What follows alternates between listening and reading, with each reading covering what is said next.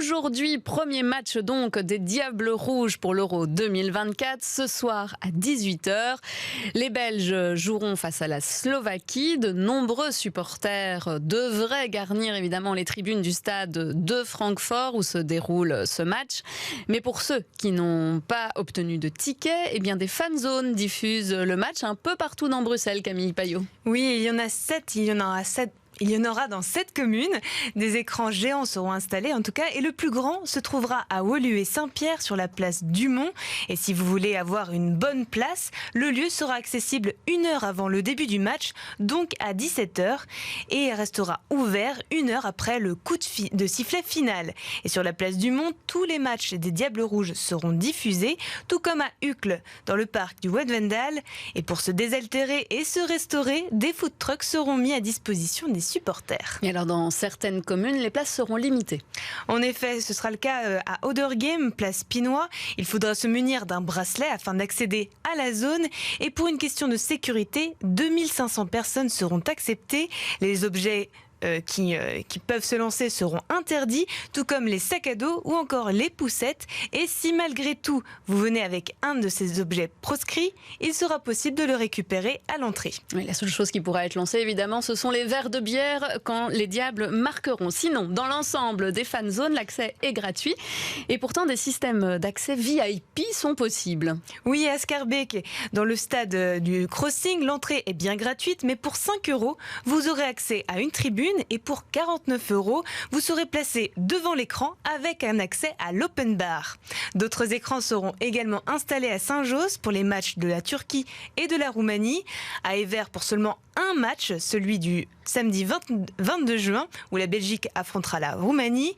Et enfin, dernier lieu où vous pourrez venir en famille, c'est à Watermal-Boisfort, place Peifa, où 2 écrans seront installés. Romain Botson fait partie de l'organisation. Loïs Treuss l'a contacté.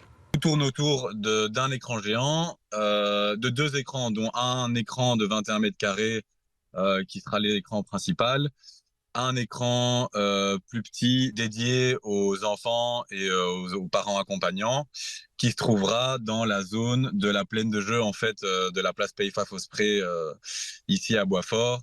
On a 40 mètres de bar, des food trucks, il y a le tram de Boisfort qui sera ouvert aussi. On aura des DJ qui seront sur place pour animer avant et après les matchs. S'il pleut, on croise les doigts depuis quelques jours, mais on a peu d'options pour couvrir les gens, ça c'est un fait.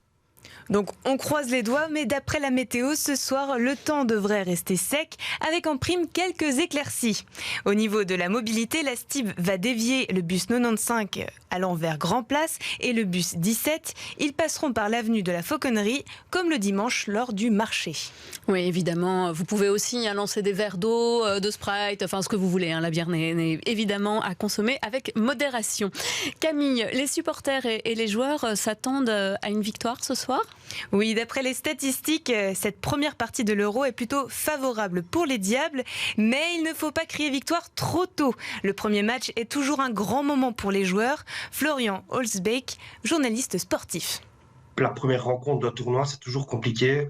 C'est toujours un moment où on se pose des questions, on sait qu'il faut bien rentrer dans le tournoi, sinon on se met une pression un peu inutile. Et peut-être que jouer avec des éléments plus jeunes fait justement qu'eux, ils vont avoir moins de pression. Là, il y en a quelques-uns qui vont disputer ce soir leur premier match dans une très grande compétition. Je pense à Debas, je pense à De Kuiper, je pense à Onana, etc. Donc, ce sont des joueurs qui vont découvrir un petit peu ce haut niveau et ce challenge un peu particulier, mais ils sont aussi bien entourés par des joueurs d'expérience.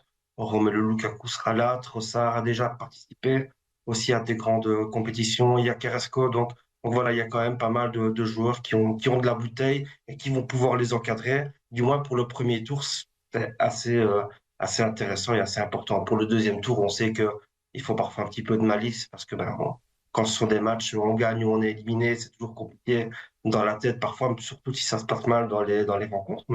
Mais ici, pour le premier tour, moi, ça ne me pose pas de souci. Je pense que la jeunesse va plus aider les Diables Rouges qu'autre chose. Voilà, Vanessa, verdict maintenant ce soir. Le score final devrait tomber entre 19h45 et 20h.